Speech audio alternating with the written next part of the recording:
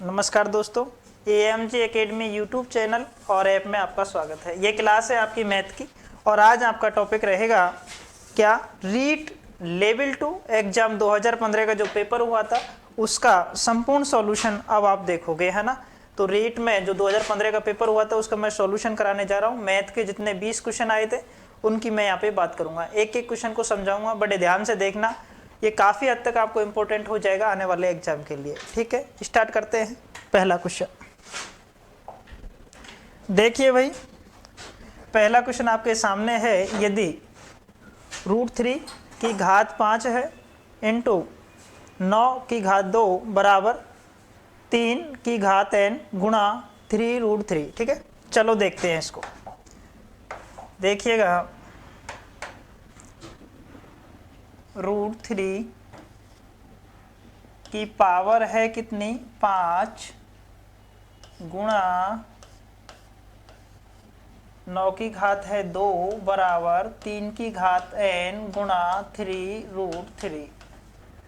अच्छा देखो भाई, √3 की मैं घात 5 को सॉल्व करूंगा तो किस तरह से लिख सकता हूं मैं, √3 गुणा √3 5 बार लिखना पड़ेगा ना। हाँ, देखते चलो भाई, 1 2 3 4 5, और इसको मैं लिख सकता हूं 3 की घात 2 और ऊपर भी घात है भाई, है ना। 3 की घात 2 के घात 2। चलो देखो, 2 बार गुणा किया तो 3 आ गया, फिर 2 बार गुणा किया तो 3 आ गया। अब केवल यहाँ क्या बच गया, √3, है ना।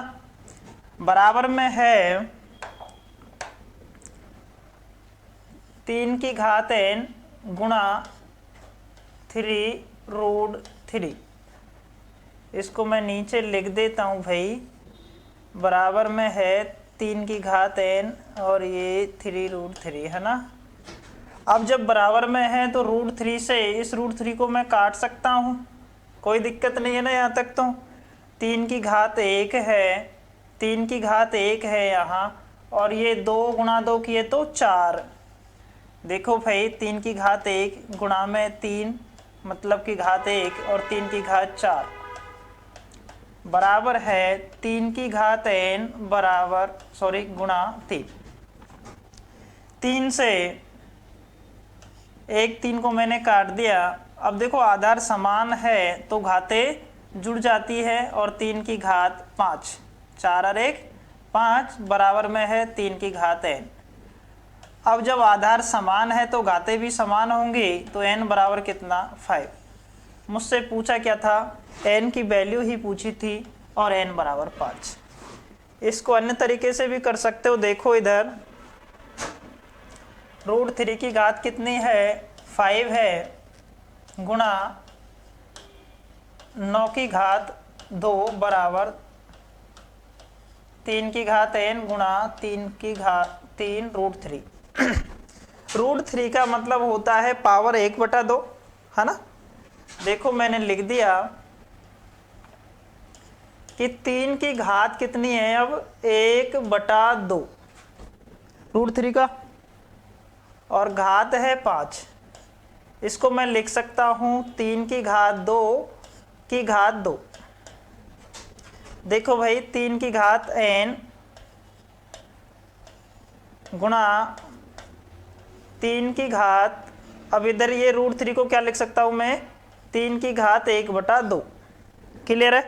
देखिए भाई, जब मैंने इसको सॉल्व किया, बोले तो ये घातें गुणा हो जाएंगी। 3 की घात 5/2 गुणा 3 की घात 2 गुणा 2 किए तो 4 बराबर 3 की घात n है, गुणा 3 की घात 1 तो ये है, 1 प्लस और 1/2 ये है, दोनों को जोड़ दो भाई। 1 प्लस 1/2 कितना होता है, 2 एकम 2 और 1 3, 3/2। 3 की घात 3/2। अब देखो ध्यान से, आधार समान है तो घातें जुड़ जाएंगे, तो 3 की घात 5/2 और 4 कितने होते हैं, इधर मैं जोड़ रहा हूं देखना, 5/2 प्लस 4, 4 दूनी 8 और 5 13/2, 3 की घात 13/2 बराबर, इधर भी जुड़ जाएंगी ना घाते, 3n प्लस 3/2। क्लियर है। अब देखो आधार समान है, आधार समान है तो घाते भी समान होंगे, तो n प्लस 3/2 बराबर 13/2। मेरे को तो n की वैल्यू चाहिए, तो n बराबर इस 13/2 में से 3/2 घटा दूंगा, तो देखो भाई 13/2 माइनस 3/2, 13 में से 3 गए तो 10/2 और 10 में 2 का भाग दिया तो कितना आ गया, 5, n बराबर 5। इस तरह से भी कर सकते हो, इस तरह से भी कर सकते हो, जो आपको सूटेबल हो उससे करना भाई। ठीक है, पहला क्वेश्चन समाप्त। आ गया समझ में। चलते हैं प्रश्न संख्या 2 पर। प्रश्न संख्या 2 आपके सामने है, 2x plus 4y, 2x plus 4y minus 8xy minus 1 बराबर में क्या होगा। इस तरह के क्वेश्चन को करने के लिए ज़्यादा आसान रहेगा कि ऑप्शन को चेक कर लो, है ना।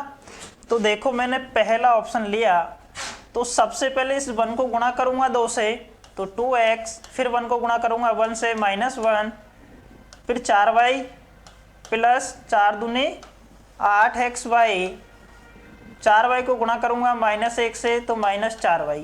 भाई ये है कि यहाँ पे 2x प्लस 4y और यहाँ पे क्या आ रहा है, ये -4y, यानी कि ये तो गलत है। ऑप्शन बी को लिया मैंने।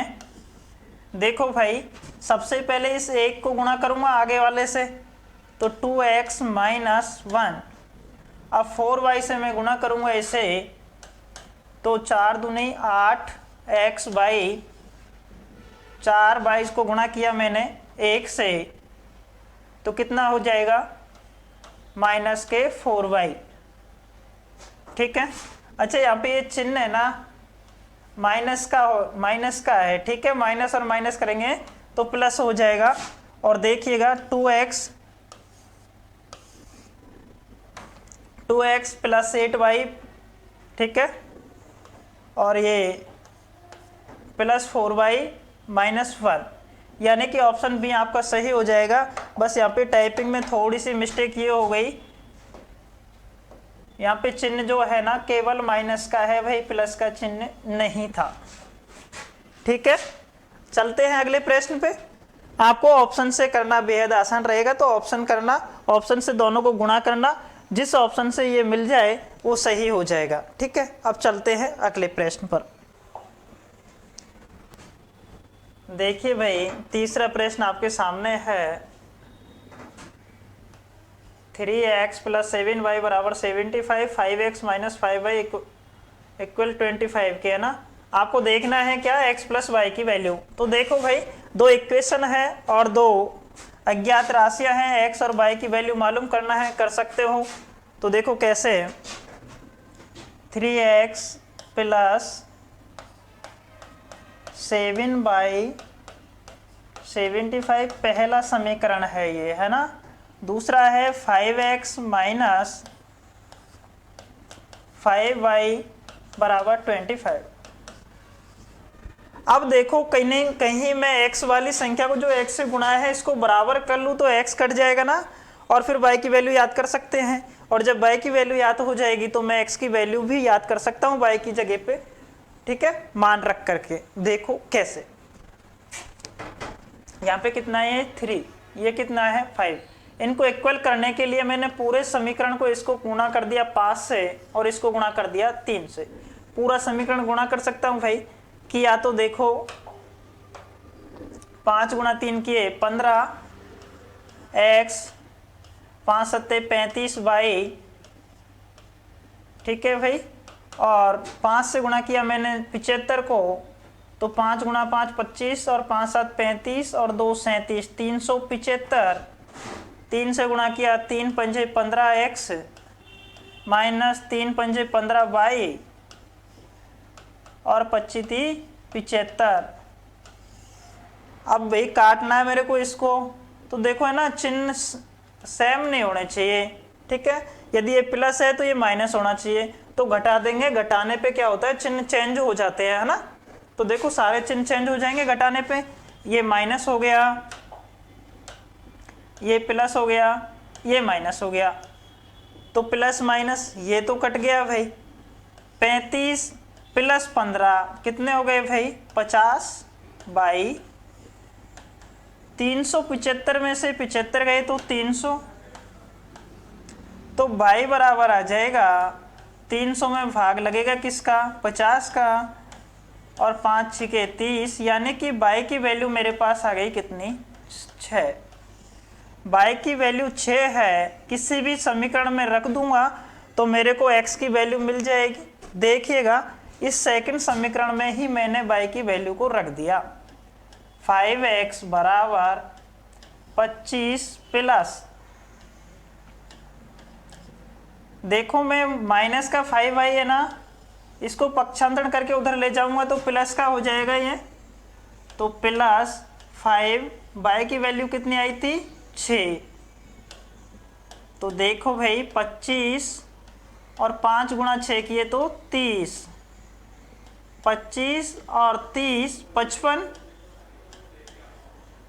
5x बराबर कितना है 55, x बराबर कितना हो जाएगा 5 और ये 55, और भाग दूंगा किसका इस 5 का, बराबर में आ गया कितना 11, यानी कि x की वैल्यू मेरे पास आई 11 और y की वैल्यू मेरे पास आई 6। पूछा क्या है मुझसे x प्लस वाई, तो 11 प्लस 6 17 हो जाएंगे। तो देखिएगा 11 प्लस 6 17, जो कि ऑप्शन आपका है ए। क्लियर है, आ गया ना समझ में, कुछ भी नहीं है, बहुत आसान पेपर आया था भाई 17 का अपन ने देखा, आसान ही था। अब ये पेपर देख रहे हैं 2015 वाला, ये बेहद आसान। देखते चलिए एक एक क्वेश्चन को। देखो भाई कितना अच्छा क्वेश्चन है, और इसको कर सकते हो यदि आपको वर्ग याद है तो। ये 625 किसका वर्ग होता है भाई 25 का, 625 का वर्गमूल लिया 25 आ गया, ठीक है। 25 का वर्ग होता है 625, और ये 484 किसका होता है 22 का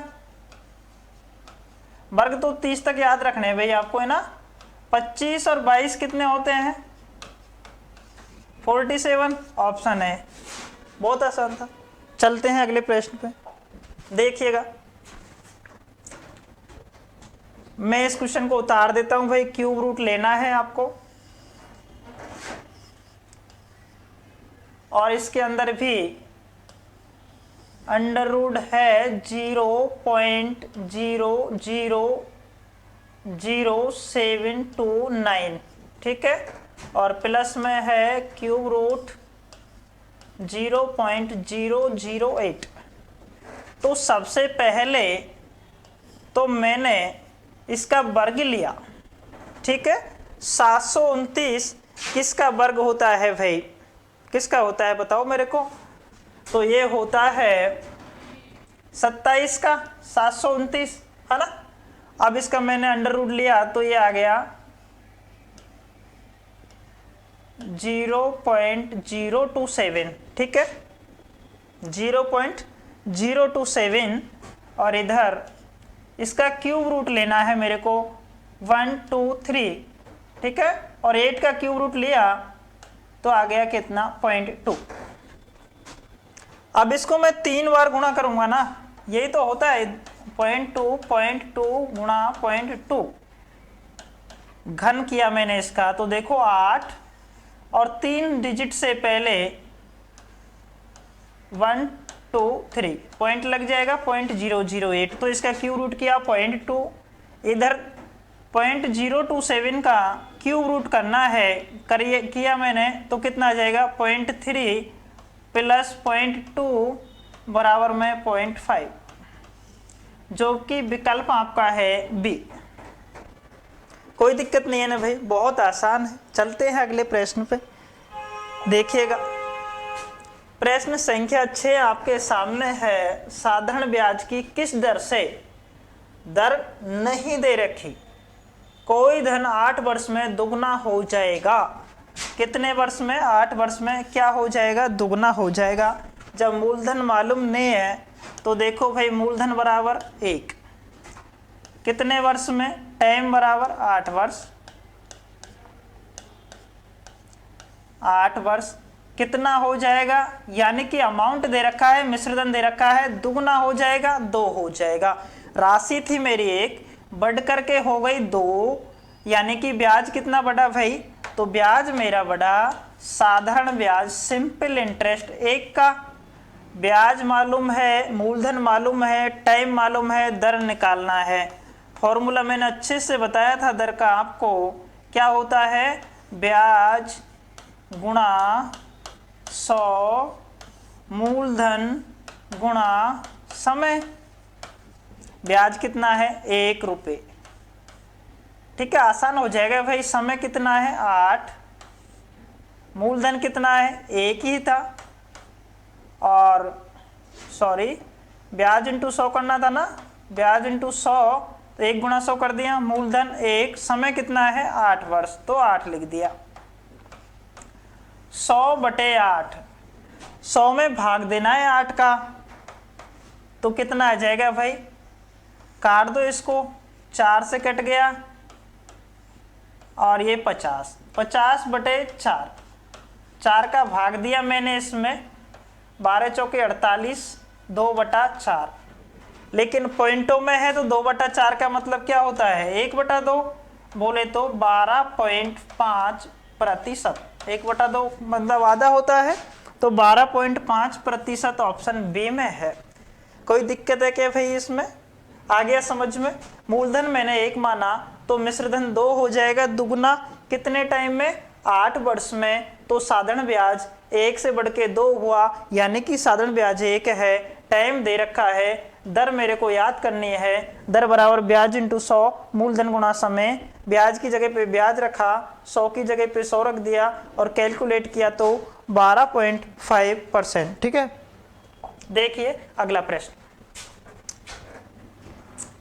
a+b आपको दे रखा है, a+b का अनुपात दे रखा है, b+c का अनुपात दे रखा है, c+a का अनुपात आपको दे रखा है क्या? 6:7:8। और abc का अनुपात भी आपको दे रखा है, a+b+c का अनुपात आपको कितना दे रखा है? 14। ठीक है भाई, अब आपको निकालना है किसका अनुपात? C बराबर क्या होगा ये आपको देखना है। C बराबर क्या होगा ये आपको देखना है। तो देखिएगा, यहां पे मैं इनको जोड़ूं तो इसमें A भी डबल है, B भी डबल है, C भी डबल है ना डबल? देखो A B B C C, यानी कि 2A + B + C लिख सकता हूं। 2 बाहर निकाल लिया मैंने, यानी कि 2A 2B 2C बराबर में इनका योग कितना आ रहा है? 6 और 7 कितने होते हैं? 13 और 8 21। तो ABC बराबर 21/2 बोले तो 10.5। यहां तक कोई दिक्कत नहीं है ना भाई? ABC का जो अनुपात में वैल्यू आई वो कितनी आई मेरी? 10.5, जबकि ABC बराबर दे कितना रखा है मुझे दे रखा है 14। अनुपात से जो वैल्यू आई वो तो आई 10.5, लेकिन प्रश्न में मुझे दे रखा है A + B + C का योग कितना? 14 दे रखा है भाई। पूछा है C की वैल्यू, तो C का रेशियो तो मालूम चले एक बार।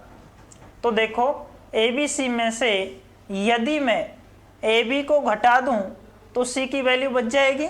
तो C का केवल अनुपात की बात कर रहा हूं अभी मैं, तो AB घटा दो भाई। 10.5 में से AB का रेशियो कितना था? 6 को मैंने घटा दिया तो कितना बच जाएगा 4.5। यहां तक कोई दिक्कत नहीं है ना भाई। अब देखो अनुपात कितना था ABC का 10.5, ये किसके बराबर है, इस 14 के बराबर है जो कि क्वेश्चन में दे रखा है, यानी कि 10.5 बराबर है 14 के। तो C की वैल्यू कितनी है 4.5, किसके बराबर होगा, देखिएगा भाई 14 बराबर था 10.5 के, तो C की वैल्यू 4.5 किसके बराबर होगी। पॉइंट से मैंने इस पॉइंट को उड़ा दिया भाई, है ना, 15 × 45, 15 × 7 105, ठीक है, 7 दूनी 14, 3 दूनी 6, यानी कि C की वैल्यू मेरी निकल करके आई 6। आगे समझ में। चलिए अगले प्रश्न पे एक बार और देख लेना, वापस से चलते हैं अगले प्रश्न पे। देखिए प्रश्न संख्या 8, नीना और मीना ने क्रमशः 30,000 तथा 45,000 के निवेश से व्यापार प्रारंभ किया। 2 वर्ष बाद 1,50,000 रुपये के लाभ में से मीना का भाग होगा। साझेदारी से प्रश्न है भाई, ये यहाँ पे टाइम फिक्स है 2 वर्ष, तो टाइम का तो कोई लोचा है नहीं यहाँ पे, ठीक है। जो भी लाभ बटेगा वो इन पैसों के आधार पे बटेगा, है ना। जो ज्यादा पैसे लगाएगा उसको ज्यादा लाभ मिलेगा और जो कम पैसे लगाएगा उसको कम लाभ मिलेगा। चलिए देखिए, नीना और दूसरी है मीना।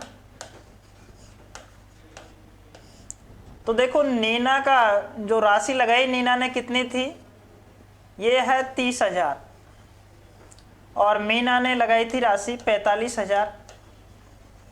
टाइम दोनों के लिए 2 वर्ष है, तो टाइम का लोचा यहाँ पे है नहीं, केवल और केवल अपन को देखना है इनकी राशि का रेशियो, जो इन्होंने पैसा लगाया ना, पूंजी लगाई है, उसका अनुपात देखना है। 0 से 3 0 काट दिए, 15 दूनी 30 और 15 × 3 45, यानी कि इन्होंने जो राशि लगाई थी, पैसा लगाया था 2:3 में लगाया था। तो इसी अनुपात में आपको जो लाभ है उसको बांटना है ना। किसका लाभ देखना है, मीना का। तो जिस किसी व्यक्ति का लाभ आपको देखना हो तो साझेदारी में पढ़ाया आपको, मीना का देखना है, तो मीना का आनुपातिक भाग कितना है 3, अनुपातों का योग 3 और 2 5, और कुल लाभांश कितना है, लाभांश भाई आपका 1,50,000। इसको मैंने काट दिया, 5 × 15, है ना, और 0 और ये 0, 30,000 × 3 किए तो कितना आ जाएगा 90,000, ठीक है। तो मीना का लाभ कितना हो जाएगा 90,000। ऑप्शन पहला नहीं है, दूसरा नहीं है, तीसरा भी नहीं है, तो ऑप्शन डी आपका सही हो जाएगा, इनमें से कोई नहीं। और इसका सही आंसर यदि आपको मालूम करना है तो वो कितना है 90,000। क्लियर है भैया, आ गया ना समझ में। चलते हैं एक अगले प्रश्न पे। देखिएगा प्रश्न संख्या 9, बहुत अच्छा प्रश्न है भाई। 1/2% का दशमलव भिन्न में मानक क्या होगा। प्रति सत्ता जब मैं पढ़ाता हूं तो स्टार्टिंग में ही बताता हूं आपको कि परसेंटेज का चिन्ह जब भी लगाना हो तो गुणा करते हैं 100 से, और परसेंटेज का चिन्ह जब भी हटाना हो भाग देते हैं 100 का। तो ये परसेंटेज का चिन्ह अपन को हटाना है। तो देखिए भैया 1/2 परसेंटेज है, इस परसेंटेज के चिन्ह को हटाना है तो भाग दूंगा मैं किसका 100 का, ये लिख सकता हूं मैं इसको, ठीक है। अब 1/200, अब इसको मेरे को भाग देना है 1 में 200 का। 1 में गया नहीं भाई भाग, 0 पॉइंट लगाया तो इधर भी 0 बढ़ गई। अब भी नहीं जा रहा ना भाग, तो भाग टूटने की जो सुपर लगाते थे ना बचपन में, वो सुपर लगा दी, इधर भी 1 0 बढ़ा दी। अब भी नहीं जा रहा क्या, तो 1 0 इधर लगा दी, 1 0 इधर लगा दी भाई। 200 पंजे 1000, यानी कि 0.005, ऑप्शन बी आपका सही है। आ गया होगा समझ में। चलते हैं एक अगले प्रश्न पे, देखिएगा प्रश्न संख्या 10 अब आपके सामने है। राजीव की 5 वर्ष पूर्व आयु तथा 9 वर्ष बाद की आयु का गुणनफल 15 है। राजीव की वर्तमान आयु क्या है? मुझे नहीं मालूम राजीव की वर्तमान आयु क्या है, मैंने मान लिया राजीव की वर्तमान आयु x है। ठीक है, थोड़ी देर के लिए सपोज किया कि ये है x है। 5 वर्ष पूर्व कितनी हो जाएगी भाई? आज x है तो 5 वर्ष पूर्व x माइनस 5, 9 वर्ष बाद x प्लस 9। क्लियर है? और इन दोनों का गुणनफल कितना है? 15। तो राजीव की वर्तमान आयु क्या है? वर्तमान आयु क्या है इन ऑप्शन में से तो बताना है मुझे। हाँ, तो देखो ऑप्शन में से मैंने सबसे पहले ऑप्शन उठाया पहला ए, कितना है? 6। तो x की जगह पे 6 रख के देख लो भाई। तो 6 मैंने यहाँ रखा, 6 में से 5 गए तो 1, 6 में 9 जोड़ा तो 15, और 15 गुणा 1 किया तो 15, यानी कि मेरा ऑप्शन ए से ये सेटिस्फाई है। तो ए बराबर 6। ठीक है, यदि 6 नहीं होता तो विकल्प आगे भी चेक कर लेते अपन और उस तरह से अपन आंसर ला सकते थे। ऑप्शन से करना बेहद आसान होता है। चले अगले प्रश्न पे देखिएगा। नेक्स्ट प्रश्न अब आपके सामने है। दिए गए चित्र में AOB, ये देखो सरल रेखा दिख रही है ना आपको, एक सरल रेखा है जिस पर किरण OC आपतित है। यदि A अनुपात B ये एंगल और अनुपात B 2:1 है, A अनुपात V 2:1 है, तो A का मान, इस A का मान याद करना है। मेरे को बताओ सरल रेखा पे जो एंगल होता है वो कितने डिग्री का होता है? 180 को, क्योंकि 180 इसी को बोलते हैं क्या? सरल कोण। तो सरल रेखा पे 180 डिग्री का होता है। अब इस पर दो कोण है, एक तो A है दूसरा B है, और इन दोनों को बांटा गया है किस में? 2:1 में। पूछा है A की वैल्यू, तो A बराबर, A का अनुपात कितना है? 1:2 है। यहाँ तक तो कोई दिक्कत नहीं है। 2 और 1 3, अनुपातों का योग 3 हो गया। टोटल एंगल की वैल्यू कितनी होती है? 180 होती है, तो मैंने लिख दिया 180। 3 से इसको काट दिया, कितनी बार? 60 बार। 60 गुणा 2 किए तो 120, यानी कि 120 डिग्री का ये एंगल होगा। और यदि मैं दूसरे की बात करूं तो वो 60 डिग्री का, दोनों को ऐड करूंगा तो 180 आ जाएगा। 2:1 में 180 डिग्री को बांटोगे तो इधर तो आ जाएगा कितना? 120, और इधर आ जाएगा 60। ठीक है भाई, तो ऑप्शन सी आपका सही हो जाएगा, A की वैल्यू 120। चलते हैं अगले प्रश्न पे और देखिएगा ध्यान से क्वेश्चन नंबर 12। किसी त्रिभुज ABC में 3, अच्छा देखो 3 एंगल है A बराबर 4 गुणा एंगल है B बराबर 6 एंगल है C, तो कोण A की वैल्यू। सबसे पहले क्या दे रखा है? त्रिभुज, और त्रिभुज आते ही दिमाग में आना चाहिए कि त्रिभुज के तीनों कोणों का योग कितना होता है? 180। अब देखो अनुपात समानुपात आपके लिए बेहद जरूरी हो जाते हैं, क्योंकि ज्योमेट्री में अधिकतर क्वेश्चन वहीं से बनते हैं। देखिएगा भाई, ये मैंने लिख दिया 3 गुणा कोण A बराबर 4 गुणा कोण B बराबर 6 गुणा कोण C। अब मुझे यदि मिल जाए A अनुपात कोण A कोण B कोण C अनुपात मिल जाए, तो मैं उस अनुपात को डायरेक्ट लेकर के 180 से मान याद कर सकता हूं A का। तो देखो किस तरह से आपको रेशियो निकालना है, देखना भाई ध्यान से। मैंने कहा था आपको यदि इस तरह की सिचुएशन बनती है तो कोण A बराबर कितना है? 4, अनुपात की बात कर रहा हूं मैं, ठीक है, और कोण B बराबर 3। देखो कैसे कर रहा हूं, ये एक बार इधर समझ लो यदि किसी के कंफ्यूजन रहे तो। 3 गुणा कोण A बराबर 4 गुणा कोण B। इस कोण B को मैंने इधर भेज दिया तो क्या बच जाएगा? कोण A बटे कोण B। 3 को उधर भेज दिया तो 4/3, यानी कि कोण A की वैल्यू है अनुपात में 4 और कोण बी की वैल्यू है 3, तो यही तो लिखा था, कोण ए की वैल्यू 4, कोण बी की वैल्यू 3।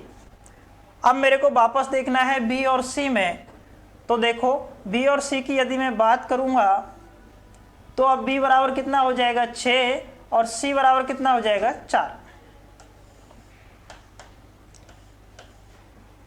अब इस तरह की अनुपात समानुपात में जब सिचुएशन बनती है तो किस तरह से गुणा करते हैं भाई, उल्टा एन इस तरह से गुणा करते हैं ना, 4 गुणा 6 किए 24, 3 गुणा 6 किया 18, 4 गुणा 3 किया तो 12। कट रहा है क्या ये किसी से, तो कट रहा है तो काट दो भाई, 6 चौके 24, 6 तिये 18, 6 दूनी 12। ए अनुपात बी अनुपात सी बराबर मेरे पास आ गया, कितना आ गया भाई 4, ऊपर लिख देता हूं 4 अनुपात 3 अनुपात 2। मिल गया कोणों का अनुपात। तो देखो 4 और 3 7 और 2 9, अनुपातों का योग कितना है 9 है। मुझसे पूछा क्या है, कोण ए बराबर, तो कोण ए बराबर पूछा है, कोण ए की वैल्यू कितनी है 4, अनुपातों का योग कितना है 4 और 3 7 और 2 9, टोटल कोणों का योग कितना होता है 180 डिग्री। तो मैंने यहाँ पे लिख दिया 180 180। ठीक है, 9 से मैंने इसको काटा, 9 दूनी भाई 180 को मैंने 9 से काटा तो 9 दूनी 18 20, और 20 गुणा 4 किए तो कितना आ गया 80, 20 चौको 80, 80 डिग्री कोण ए की वैल्यू, यानी कि ऑप्शन भी आपका सही हो जाएगा। सर हमारे ये समझ में नहीं आया इधर वाला, तो देखो यदि ऐसे समझ में नहीं आया तो आप एक नए तरीके से कर सकते हो। कैसे, देखिएगा ध्यान से, इसको मैं मिटा देता हूँ ना। देखो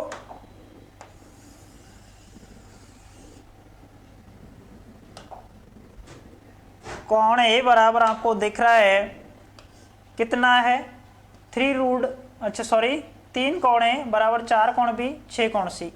यदि इस तरह से आ जाए तो कोण ए की वैल्यू आपको मालूम करनी है, कोण ए अनुपात कोण बी कोण सी, तो इसको बटे में भेज दो भाई, 1/3 अनुपात 1/4 अनुपात 1/6। अब आपको एलसीएम लेना पड़ेगा इसका, और जैसे ही आप एलसीएम लोगे कितना आ रहा है भाई 12, क्योंकि ये बटे में से तो हटा रहे हैं ना, तो 12 से एलसीएम से गुणा कर दो भाई इनको, है ना। देखो 3 चौके 12 कट गया, 4 तिये 12, 6 दूनी 12। यही तो वहां आया था, यही यहाँ आएगा। चाहो तो ऐसे कर सकते हो। अब ए की वैल्यू मालूम करनी है तो अनुपात कितना है, ए का 4 है, अनुपातों का योग कितना है 4 और 3 7 और 2 9, गुणा करेंगे 180 से, और 180 से गुणा किया तो कितना आ गया 80 डिग्री। इस तरह से भी कर सकते हो, उस तरह से भी कर सकते हो, दोनों आपके लिए मैंने बता दिए हैं, जो उचित लगे उससे कर लेना भाई। चलते हैं एक अगले प्रश्न पे, और अगला प्रश्न देखिएगा। दी गई आकृति में वृत्त का केंद्र क्या है, ओ है, तथा ए सी बी बराबर है 40 डिग्री, तो ए ओ बी की वैल्यू मालूम करनी है। तो देखो भाई ये है ए, देखो ये है ए सी बी, ठीक है, कितने यहाँ है ये कोण 40 डिग्री। तो मैंने आपको 2017 का जब पेपर कराया था तब भी आपको बताया था, उसमें भी इस तरह का क्वेश्चन आया था। तो ये हर बार बनता है भाई, ज्योमेट्री तो अच्छे से पढ़ लेना है ना। देखो ये एक क्या हो गई जीवा, ये फिक्स चाप है ना यहाँ से यहाँ तक का। अब यहाँ से परिधि पर बनाया गया कोण केंद्र पर बनाए गए कोण का आधा होता है, ठीक है। परिधि पर बनाया गया कोण इस जीवा से केंद्र पर बनाए गए कोण का आधा होता है। 17 वाले पेपर में अपन ने चर्चा की थी कि जीवा से परिधि पर कहीं भी आप कोण बनाओगे इस तरह से, तो ये सारे क्या होंगे समान होंगे, जबकि केंद्र पे जो कोण बनाओगे वो परिधि का क्या होगा दुगना होगा। तो 40 का दुगना कितना हो जाएगा भाई 80। कोई दिक्कत है क्या इसमें? तो 40 का दुगना हो गया 80 और आपका विकल्प हो जाएगा डी, बिल्कुल सही है। चलिए अगले प्रश्न पे देखिएगा, प्रश्न संख्या नेक्स्ट। एक वृत्त की त्रिज्या 3 गुनी करने पर नई परिधि अपनी पूर्व परिधि से कितना गुना होगी। परिधि बराबर क्या होता है वृत्त की, वृत्त वाली वीडियो में देखना भाई, अच्छे से सब कुछ समझाया हुआ है। वृत्त की परिधि बराबर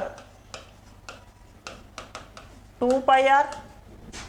अब यहाँ केवल और केवल मेरी आर की वैल्यू तो चेंज हो रही है, देखो 2 पाई आर। अब आर मान लिया मैंने कि पहले 1 था, अब कितना कर दिया 3 गुना, और अब कर दिया मैंने उसको 3, ठीक है, आर बराबर 3 हो गया। तो देखो भाई पहले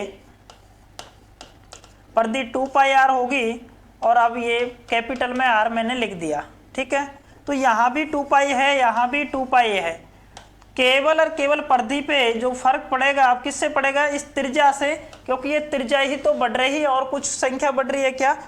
हाँ जी देखिएगा, अब पहले आर 1 थी, अब कितनी हो गई 3, 2 पाई से तो 2 पाई कैंसिल, यानी कि परिधि भी 3 गुना बढ़ जाएगी। फिर से ध्यान से सुन लो, यदि त्रिज्या जितनी गुनी बढ़ रही है परिधि भी उतनी गुनी ही बढ़ जाएगी। लेकिन बात आ जाए क्षेत्रफल की, तो मैंने पिछली वीडियो में भी समझाया था, अब भी समझा रहा हूं, क्योंकि ये तो होता है परिधि और क्षेत्रफल होता है पाई आर स्क्वायर, है ना।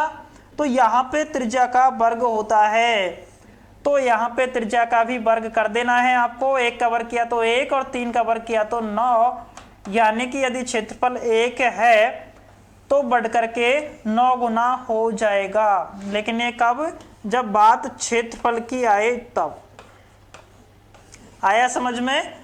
परिधि में ऐसा नहीं करना है, जितनी गुनी त्रिज्या बढ़ रही है परिधि भी उतनी गुनी बढ़ जाएगी। क्लियर है। चले अगले प्रश्न पे देखिएगा। नेक्स्ट प्रश्न, प्रश्न संख्या 15। एक कमरा 12 मीटर लंबा है, 9 मीटर चौड़ा है, 8 मीटर ऊंचा है, ठीक है। लंबाई दे रखी है, चौड़ाई दे रखी है, ऊंचाई दे रखी है। आपको पढ़ाया है मैंने भाई मेंसुरेशन में 3D आकृति में घन और उसके बाद में घनाभ। तो ये घनाभ है, ठीक है। घनाभ का विकर्ण होता है ना, उतनी ही लंबाई की बांस को रखा जा सकता है, इसी वजह से 3D आकृति में विकर्ण को लेते हैं। यहाँ पर विकर्ण का फॉर्मूला होता क्या है, विकर्ण बराबर घनाभ का, देखिए भाई घनाभ का विकर्ण बराबर होता है अंडर रूट लंबाई का स्क्वायर प्लस चौड़ाई का स्क्वायर प्लस और क्या है भाई ऊंचाई का स्क्वायर, ठीक है। लंबाई कितनी है 12, इसका वर्ग कर दिया, चौड़ाई 9, इसका वर्ग कर दिया, ऊंचाई 8 है तो 8 का भी वर्ग कर दिया भाई। 12 गुणा 12 किया 144, 9 गुणा 9 किया 81, 8 गुणा 8 किया 64। इनको सबको जोड़ दिया भाई, 4 और 1 5 और 4 9, 6 और 8 14 और 14 28। 289 किसका वर्ग होता है 17 का, तो विकर्ण हो जाएगा कितना 17 मीटर, जो कि ऑप्शन ए है। तो अधिकतम बांस रखा जाएगा वो कितने मीटर लंबा होगा 17 मीटर लंबा होगा। आ गया होगा समझ में। चलते हैं एक नए प्रश्न पे देखिएगा। अच्छा पहले निर्देश हैं ये, नगरों में विभिन्न एक परीक्षा में बैठने वाले उम्मीदवारों की संख्या तथा इसमें पास लाखों में वे फेल होने वालों का अनुपात दिया गया है। भली भांति अध्ययन कर निम्न प्रश्नों के उत्तर दीजिए। चलते हैं प्रश्नों के पास। देखो भाई उम्मीदवारों की संख्या लाखों में है ये, ठीक है, और पास व फेल होने का अनुपात है, तो ये इधर पास वाले हैं, ये फेल होने वाले हैं, कोई दिक्कत नहीं है ना। अब देखो नगर ई से परीक्षा में पास होने वाले उम्मीदवारों की संख्या, नगर ई कहाँ है, ये नगर ई है, ठीक है। पास हुए 3, फेल हुए 2, रेशियो की बात कर रहा हूं, है ना। अब मुझे ढूंढने हैं क्या, केवल और केवल पास होने वाले। तो देखो भैया पास वालों का रेशियो कितना है 3 है, तो 3। टोटल योग कितना है अनुपातों का 5। और यहाँ की कुल जो उम्मीदवार हैं वो कितने हैं, 1.85 लाख। ठीक है, मैंने लिख दिया 1.85। अब इसको सॉल्व करते हैं। देखो 3/5 1.85 लाख बोले तो 1,85,000। अब 5 से काट दिया मैंने इसको, 5 तिये 15, बच गए 3, 5 सत्ते 35, 0 0 0। अब 3 से मैंने फिर गुणा कर दिया इसको, तो देखो भाई 0 0 0, 7 तिये 21, हासिल 2, 3 तिये 9 और 2 11, यानी कि कितना हो जाएगा ये, 1,11,000। 1,11,000 ऑप्शन डी आपका सही हो जाएगा। आ गया होगा समझ में? कुछ भी नहीं करना भाई, जो 1.85 लाख है इसको 3:2 में बांटना है। 3 पास के लिए है, यदि फेल के पूछता तो ऊपर में 2 लिख देता, 2/5 कर देता। क्लियर है? चलें आगे। चलिए एक नए प्रश्न पे। सारणी वही है भाई, आपको परीक्षा में फेल होने वाले छात्रों की सर्वाधिक संख्या किस नगर में है, सर्वाधिक संख्या ढूंढनी है। अब यहाँ पे समान तो है नहीं, ये भी समान नहीं है, तो अपन को चारों ऑप्शनों को सॉल्व करना पड़ेगा, तब जाके अपन याद कर सकते हैं। देखो भाई कैसे। सबसे पहला ऑप्शन है मेरे पास F, फिर C, फिर B और फिर D। एक एक को देखना पड़ेगा भाई। मैंने A को लिया, यानी कि F नगर। तो देखो भाई F उम्मीदवार ये रहा, इनकी टोटल संख्या है 2,73,000, 2,73,000। और यहाँ पे फेल कितने हो रहे हैं, 5। अनुपात है 5 का, टोटल अनुपातों का योग 12। इसको गुणा करेंगे। सबसे पहले मैंने इसको 12 से काटा, 12 दूना 24, बच गए 3। ठीक है, 12 दूना 24। अब कितने बच गए भाई, 9, है ना। अब ये हो गए 90, 12 7 84, बच गए 6, 12 पंजे 60 और ये 0, 22,750 तो है F नगर में उम्मीदवार फेल होने वाले। C की मैं बात करूं तो देखो, C को भाई मैं यहां लिख रहा हूं, देखना ध्यान से।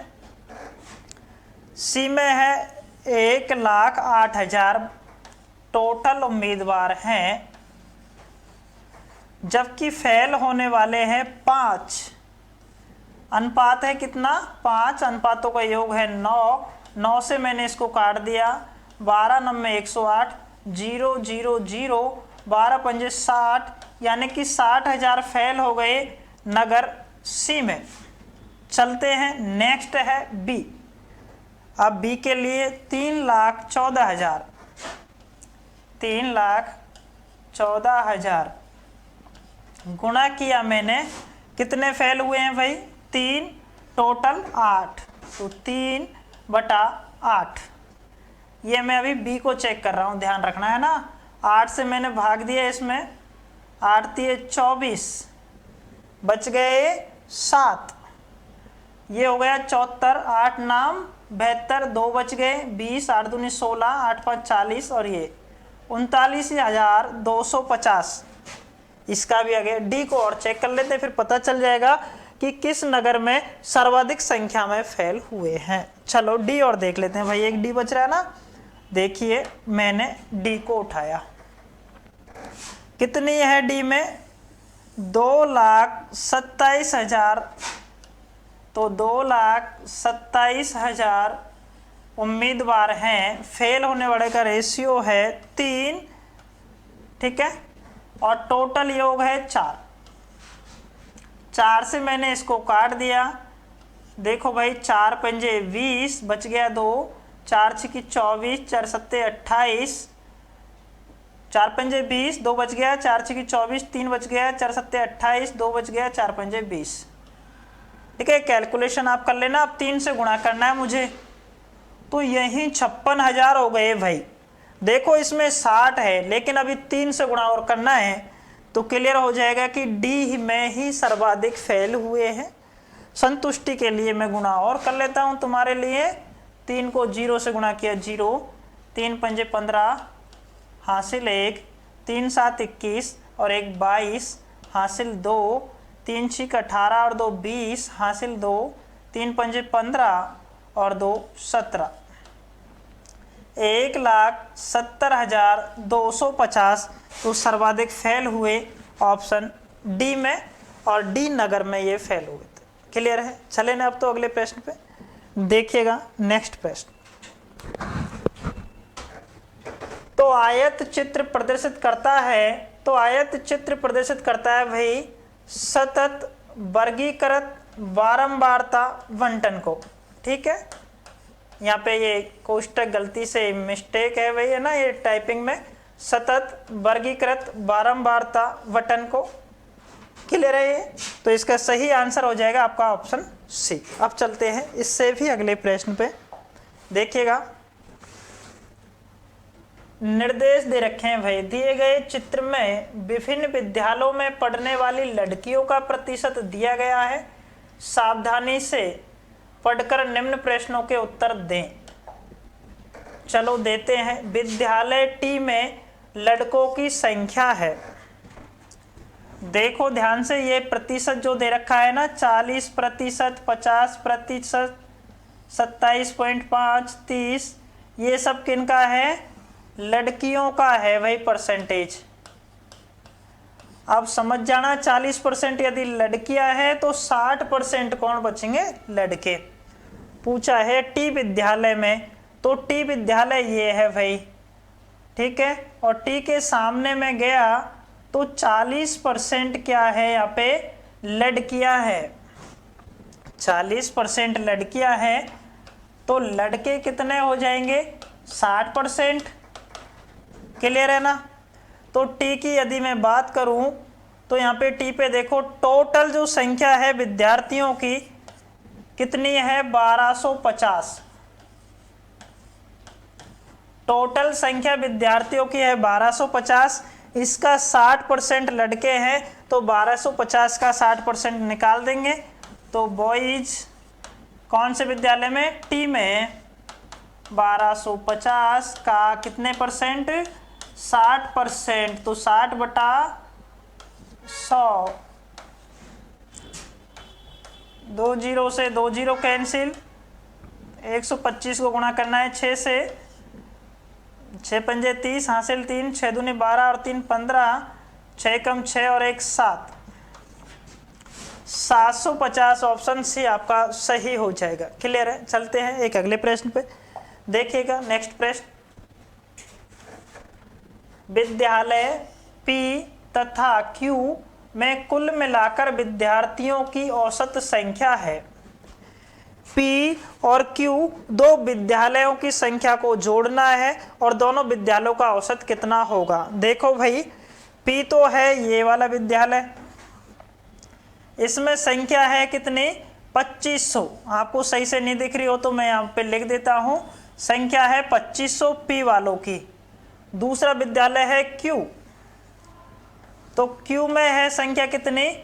3000। क्लियर है? तो 2500 है और यहाँ पे है 3000। पूछा है इन दोनों विद्यालयों में विद्यार्थियों का औसत। विद्यालय कितने, औसत बराबर क्या होता है? मैथ का ऐसा एकमात्र फॉर्मूला जिसको कभी नहीं भूल पाते, ये हमेशा याद रहता है, राशियों का योग बटे राशियों की संख्या। मुझसे पूछा क्या है? औसत ही तो पूछा है। तो औसत राशियों का योग यानी टोटल विद्यार्थी कितने हैं? 3000 और 2500, 5500 हो गए क्या? अब ये 5500 कितने विद्यालयों में है? 2 में है, तो 2 का भाग दे दूंगा ना, राशियों की संख्या यानी कि 2 विद्यालय हैं। जब मैंने इसको काटा तो देखो भाई, 2 दूनी 4, 2 सत्ते 14, 2 पंजे 10 और ये 0, 2750 मेरा एवरेज आ जाएगा दोनों विद्यालयों का। ऑप्शन यहाँ पे नहीं मिल रहा कोई सा भी, है ना। तो पेपर में यही ऑप्शन आए थे जो कि 2750 वहाँ पे नहीं मिला था, बाद में इस क्वेश्चन को हटा दिया गया था, इसका बोनस मिला था, है ना। तो इसका सही आंसर जो आपका हो जाएगा 2750। 50। अब तो चले आगे, चलते हैं एक अगले प्रश्न पे, देखिएगा। हाँ तो भाई आज के लिए 20 क्वेश्चन थे, जो कि 20 कंप्लीट हो चुके हैं, है ना। तो ये था रीट लेवल सेकंड 2015 का पेपर, ठीक है। अब मैं एक अगले वीडियो में मिलूंगा आपको, एक तो 2013 का जो पेपर हुआ था उसको लेकर के, और एक 2011 के पेपर को, ठीक है। सारे पेपरों को ध्यान से देखो, और जो अपने आ रहे पेपर की तैयारी भी इसी पर आधारित करो, है ना। इनको देखना, ये काफ़ी हद तक फ़ायदा पहुंचाएंगे भाई आपके आगामी एग्जाम में। आज के लिए इतना ही, मिलते हैं फिर अगले वीडियो में, बने रहिए AMG के साथ। धन्यवाद।